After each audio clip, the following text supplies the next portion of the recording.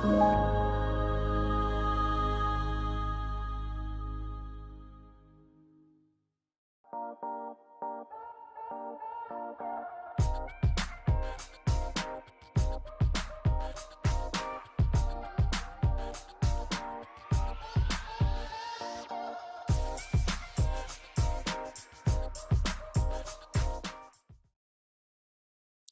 afternoon, and welcome to season 2 of Forever Young. I'm your host, David C. Linton, and it's a pleasure to be here with you on Hope TV. We hope that you've had a good time while we've been away, and hope that you've been watching all the exciting programs that are being offered on Hope TV, which has been the brainchild of our pastor, Dr. E. Dewey Smith, and of course, our great media team headed by Benton Aladdin and all the great programming. But we're back with the show that says life ain't nothing but a number and you're forever young. Of course, I couldn't do this show without my two co-hosts, and I'm so glad that they're back. They got the contracts renewed, and so we're back with lovely and beautiful Miss Jean Hendricks. Welcome, Jean. Thank you, David. And I am just as excited as you are to be back on this particular program for our next season. And I am so happy to see you also. Yes, it seems like it's been forever. And of course, the person who keeps us together, that's Dr. Sharon Mitchell. And Dr. Mitchell, so glad to have you back and that you wanted us back. So welcome. Thank you, David. It's always a pleasure to be with you on this platform. So excited about this new season. We've got some new topics. We're excited that this same team will be a part of our programming. Good to see you again. Well, good to be seen, as they say. Well, we all know that we've been through quite an ordeal over the past 16 months with COVID-19, the pandemic. And while we're on the other side, we're still in the pandemic, but there seems to be some light at the end of the tunnel.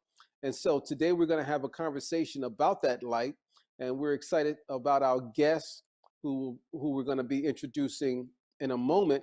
But to keep the tradition the same, Miss Jean Hendricks always has a pearl of wisdom to share with us to jumpstart our show. So, Jean, what do you have for us to kick off season 2? And because so many people, as we go through this period of our lives dealing with the virus, I have chosen a poem entitled Fear, and says, I must not fear. Fear is the mind killer. I will face my fear. I will permit it to pass over and through me. And when it is gone past, I will turn the inner eye to see its path.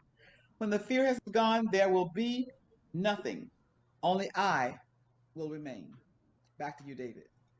Well, thank you again. So we've been talking about the pandemic and COVID-19, and we know that it created a lot of fear, apprehension. We've all became prisoners in our home, but then there became the vaccine, and there are 3 vaccines out there that are being are available to people. And so today our guest is going to be an expert in the medical field, which is a better way to start off our show. And we're going to welcome to Forever Young our guest for today, Dr. Anthony Jace, MD. Welcome, doctor. Thank you, and it's an honor to be here. Well, Doc, first of all, let's get our audience acquainted with you. Would you give us a little information about your medical background and how long you've been practicing? Sure, but first, my obedience to God, who is the great head of my life, to Amen. House of Hope Atlanta and Dr. Sharon Mitchell, whom I spoke to, for allowing me and affording me to have this opportunity. And not least, I didn't mention my good friend and high school classmate who thought highly enough of me to really refer me, Reverend, Yolanda Seals Stewart. I had shared this joke with Dr. Mitchell that I always tell people that she's a lot older than me, even though we were classmates. So I'm sure she'll be happy to hear. I often tell people that she used to be with me. But again, I want to say thank you all for the opportunity. Now, just to tell you a little bit about myself, I'm born and raised in New Orleans, Louisiana. And as we were speaking earlier, I am a graduate of Xavier University of Louisiana, which is an HBCU. I'm the oldest of six. I'm the only physician in my family. I have a beautiful wife, and together we have 5 beautiful daughters, ages 29, 26, 24, 20, and 14. And we have a beautiful 13-month granddaughter. And I actually have 2 gerbils, and they're female too. So as you can see, I'm always outnumbered, but because I developed a lot of patience. But getting back to my medical career, I attended Xavier University. I have a degree in chemistry and pre-medicine. From there on, I attended LSU Medical Center School of Medicine in New Orleans. I finished medical school in 1999, and after that, I trained in 2 fields: the field of internal medicine, as well as in physical medicine and rehabilitation. And I completed my residency in both fields in 2005. From that point on, I went straight into solo practice, and I mainly practiced preventive and primary care medicine. I'm so sorry to bore you with all that, but At first, with all of those, with the big family, and I thought you were going to say biology was your major, but that's okay. But that's great. I think Jean has a question for you. Yes, I do. And by the way, you were no bore at all. It's interesting to know who we're talking about and your background. I too come from a family. I produce all girls also, so you're not by yourself. Okay. I'd like to now tell us about your what would you like for us to know about your medical practice itself?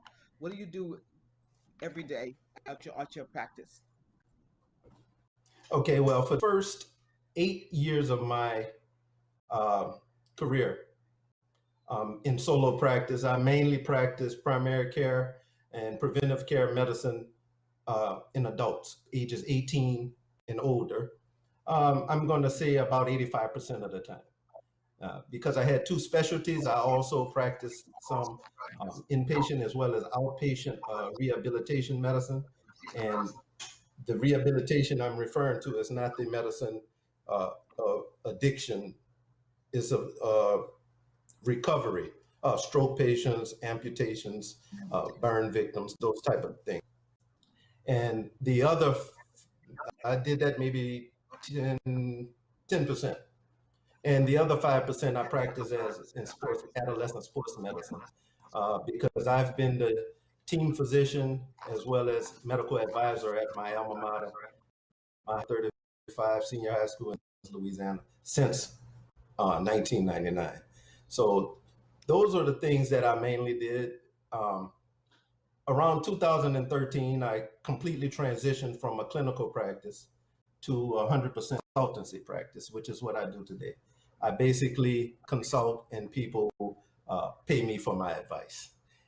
It affords me a better, an easier lifestyle, and I didn't have to put up with the managed care.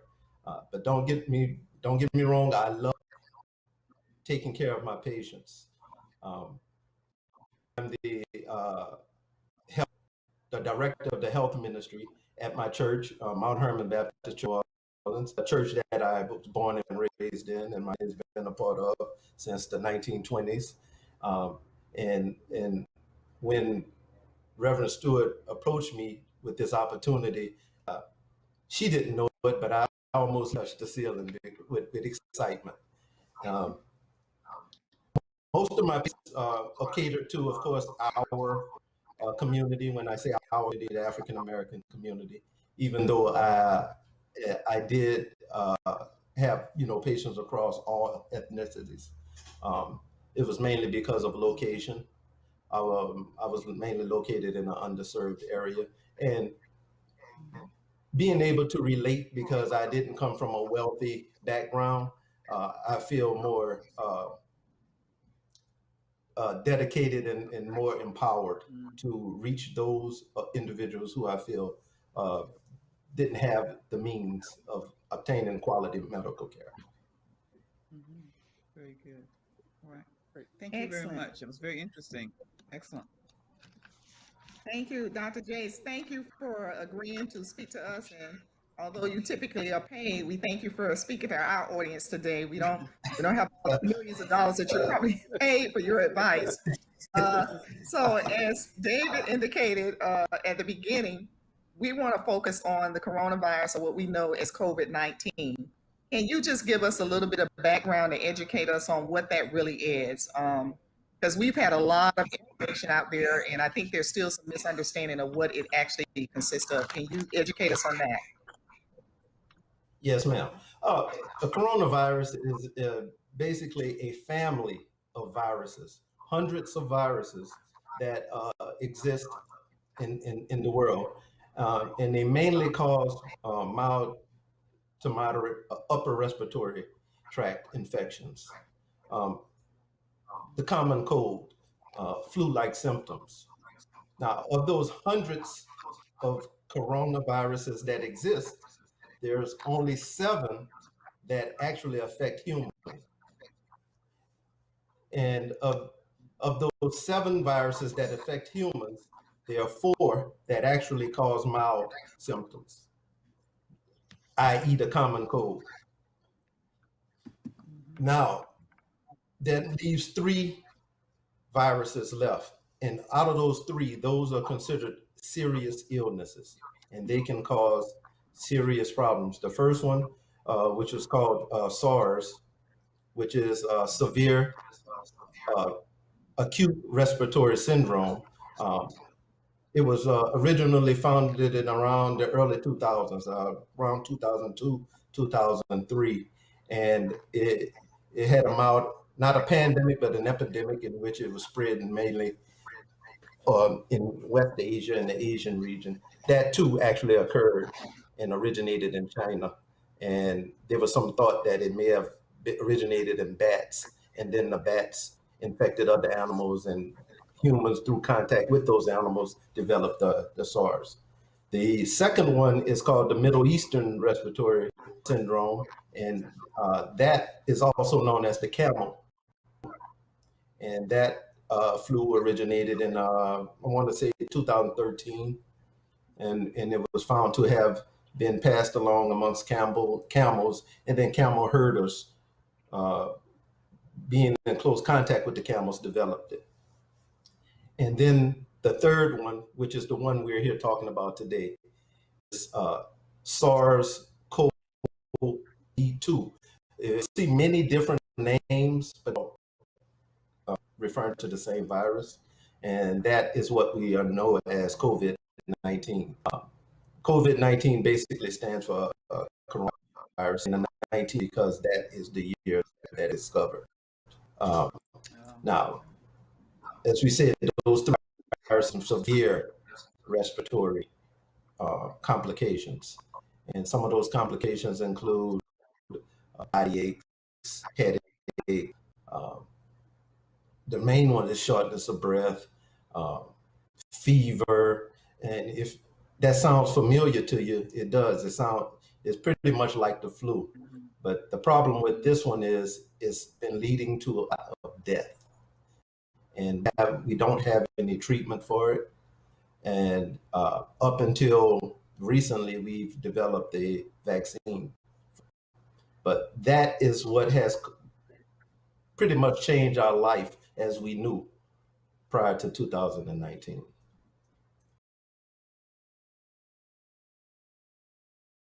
These movements like COVID, BLM, how do you think it's affected the Black dollar? It's affected the Black dollar, especially with COVID-19, where so many people have lost their jobs. And I don't think people knew to the extent of the loss it was going to be. It's a bit devastating, but I don't say it's the end of the world. I definitely try to help people get on the right track so when the next COVID comes, you're together.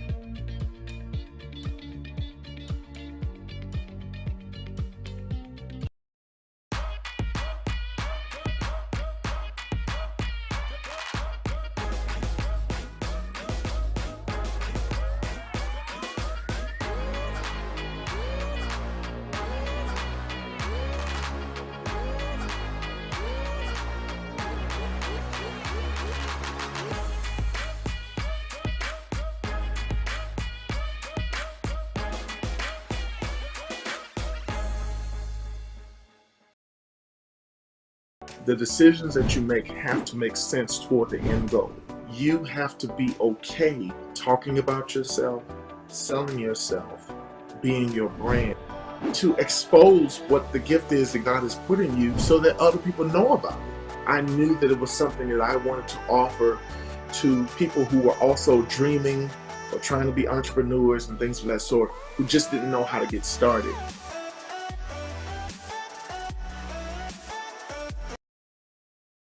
You know, when we first heard about, COVID-19 and SARS, the first thing people said was, they looked on the bottom of the Lysol bottle, the spray, and they saw, COVID or SARS, and they said, hey, this will cure it, But as you indicated, that is something that's been around for a long time, but in different strands and different phases. And so thank you for really clearing that up for our audience, because again, I do recall the first time we heard that, people running to the, pulling out their cans of Lysol and saying, see. But since then, of course, as you indicated, we now have some vaccinations. We have the Pfizer, we have the Moderna, and we have the Johnson & Johnson.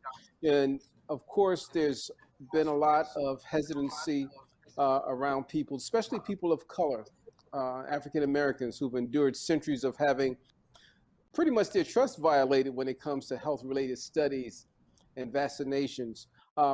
Can you, from your knowledge, can our audience, can they trust the information that they've heard about the COVID-19 vaccinations, whether it be Moderna, Johnson & Johnson, or the Pfizer?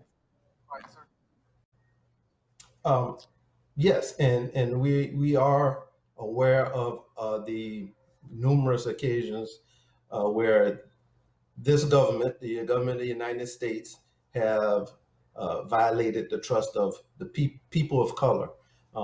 Back in the 1840s, there was J. Marion Sims, who was a gynecologist who practiced, multiple gynecological surgeries and experiments on enslaved women of color. Of course, they weren't allowed to give consent. And he practiced until he perfected certain procedures, and even designed and developed the speculum. And then there was the incident with Henrietta Lacks, in which here was a woman of color who died from cervical cancer in the 50s, the 1950s, and the doctors saved the cells from her tumor without informing the family, and eventually led to breakthrough, which led to some curative forms and some forms of cure for cervical cancer. And then we are all familiar with the Tuskegee Airmen and the syphilis experiment. So yes, this government has built up a lot of instances where people of color really are critical of whenever breakthrough medical information comes out. Now, that being said, we've a long way behind. And even though we aren't where we should be or where we desire to be, I still feel we've made significant strides. It's just the fact that the past administration that was in office at the time of the onset of COVID-19 had a problem with transparency. And they also downplayed the severity of the COVID-19. And that basically led to the problem we're in as a society today. Now, I'm more encouraged with this new administration, who seems to be focusing on and stressing more transparency. And we should also be aware of the fact that people of color have been at the forefront of developing the vaccine, as well as participating in getting the right information out.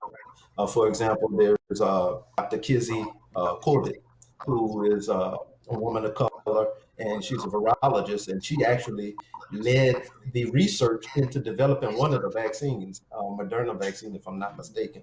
And then at the same time, you had Dr. Jerome Adams, who was the Surgeon General at the time. And even though he was associated with the previous administration, oftentimes, if you paid attention, things that he was saying and admonishing the community to do, the administration was kind of pushing back and contradicting them. But those are a few examples of people of color at the forefront of leading the charge to fight this virus. So that being said, overall, yes, I am more comfortable with the information that is being put out. Thank you so much. That clears up a lot of, and we gave the historical about that too. So, you know, that was really great for our audience. Now, Jean, I know Jean has something she wants to ask you about, something we're hearing in the news a lot about. Jean? Right. Yes, doctor, what is vaccine hesitancy? Can you explain that to us? What does that mean? Well, in a nutshell, vaccine hesitancy, it refers to a person or a group of people or a community that refuses to, for whatever reason, take a vaccine that is readily available and has shown to work, but still does not trust it. And that's basically referring back to what we just finished discussing. There are several reasons that may lead to that. First off, we should know that there is going to be a certain set of people that are not going to take the vaccine, regardless. Right. Whether you give it to them or whether you pay them to take. There are some people who just don't believe in medicine or just don't believe in taking vaccines. Right. Then there's a certain set of population that just doesn't trust the process and doesn't trust the information out there, which is what we just discussed for various reasons, like the African-American community, communities of color. And then there are individuals that follow the previous administration and feel that they are being regulated or, I don't know, controlled by the government, and they don't like to be told what to do. So all those examples reasons to hesitant, even though there's been proof that shows that the vaccine works and it's free and is readily available, you still have a certain set of the population that just won't take it. Yes, thank you. You're so right about that. It's so unfortunate that we have that population that just refuses to take it. I just to make a comment, if you don't mind it, recently I was supposed to be in a surrounding where all of us have had our 2 vaccines. However, one couple was not, they refused to take it. And because they refused to take it, we chose not to meet with them, but we're going to meet with them virtually. We know that supposedly we are almost guaranteed not to contact, but we would, and some people won't. Okay, but thank you for that. Very informative. Yeah, that was informative. Yeah, Go ahead, Sharon. I know you have a question. Thank you. We know that you talked about individuals who have their various reasons for not taking the vaccine. Can you talk about the reasons that African Americans should be vaccinated, and what are the specific reasons why our population of color should, more than any group, be focused on getting this vaccine? Okay. First of all, we should note that this vaccine does not attack any particular color, group, or ethnicity. It is an equal opportunity virus. It affects everyone across the board. The problem is, in this country, historically, the African American community has been subject to more chronic disease. And this virus attacks people who have more medical problems than more healthier people. Now, the reason being, I mean, we can discuss all of this with various reasons with the disparity in quality health care, be it due to racism, be it due to socioeconomic status. There's that old premise that, the rich and the poor get poor, and so on and so forth. But the bottom line is the African American community as a whole is less healthier than our Caucasian counterparts. And not only African American, we can say the brown community too, which is the Latino community. Right. Studies show that Blacks and Latinos lagging far behind in quality healthcare for whatever reason our Caucasian counterparts. And as a result, tend to have more chronic diseases, more chronic illnesses. In other words, we are sicker. The coronavirus attacks people who are sicker. And what happens is you have more severe symptoms. So for that reason, and that reason alone, is a starting point for where we should admonish and we should try to educate as much as possible our African American and brown communities to get out and get the vaccine. Now, let me just add, if we were to just do what was originally advised as far as without a vaccine, I feel that the coronavirus could have been controlled if everyone would just wash their hands, cover their mouth when they cough, keep a safe distance from each other, wash the surfaces you touched. But the problem is everybody's not going to do that. And that's why this virus has continued to spread and to replicate and to move to wreak havoc on the human race, because it's hard to get everyone to do those simple things.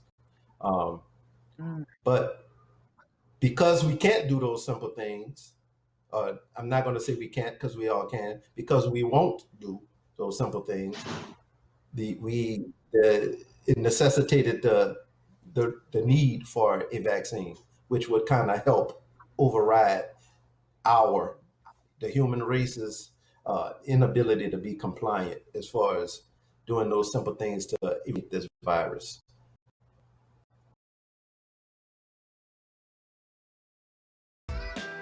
We are talking about pioneer women and women who are blazing the path for all of us. I started this campaign with a prayer and a plan, and I just worked that plan. God saw fit to predestine me for this position. I'm honored that the community, they listened to what I had to say, and I'm excited. I'm excited to be a pioneer.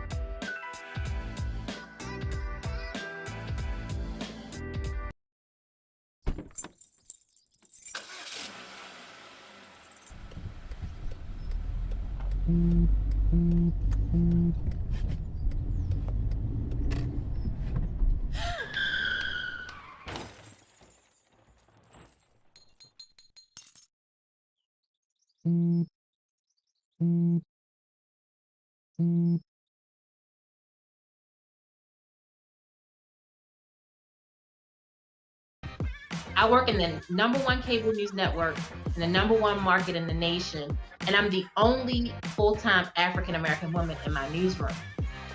Being inspired is really saying that at the end of the day, no matter what's happening in my world or around me, it's bigger than me.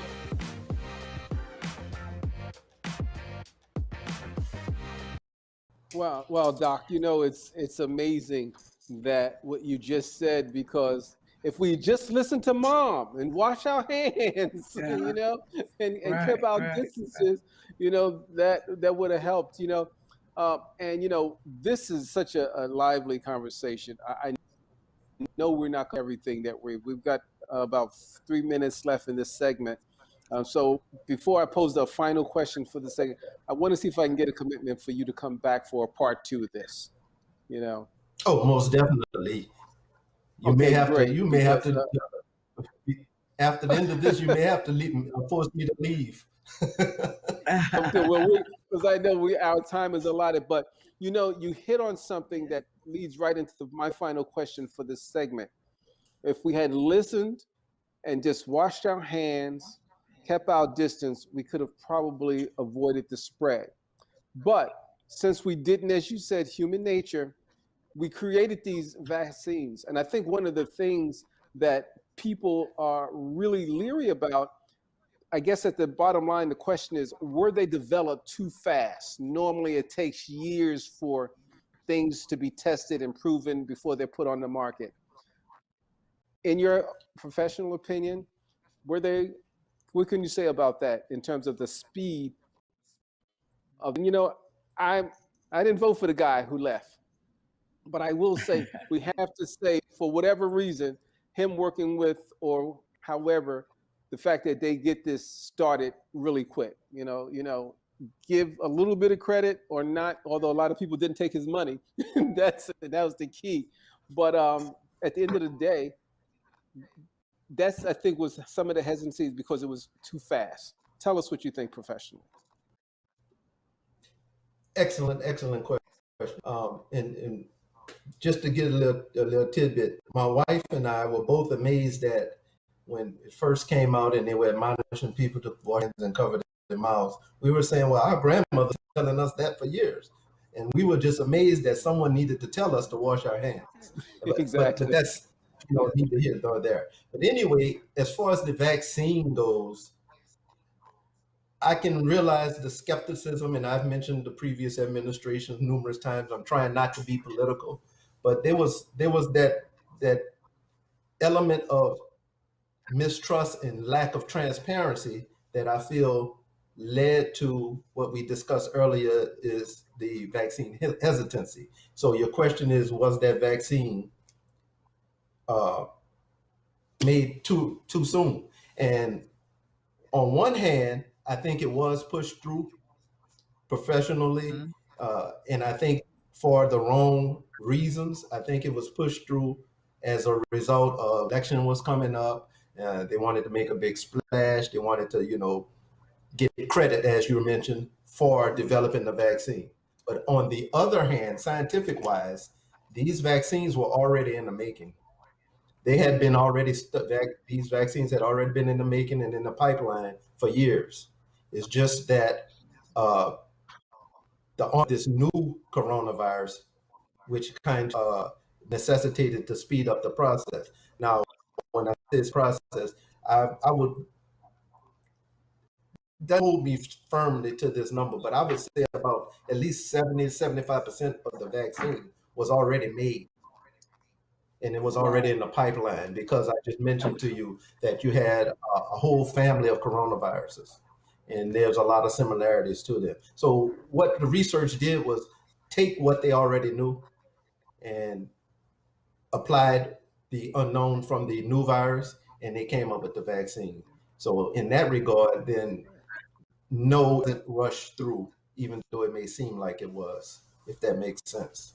Oh yes, definitely. And you know what? And I think that is that clarity is so important for our audience to know that what was already in the pipeline, and understanding the mindset of the previous occupant, knowing that it was the marketing, as you said, running into a political campaign, and because of the dishonesty that led to this whole question. And it's good to know for our audience, you've heard it from an expert, that these things were already in the pipeline, that we were already aware of this.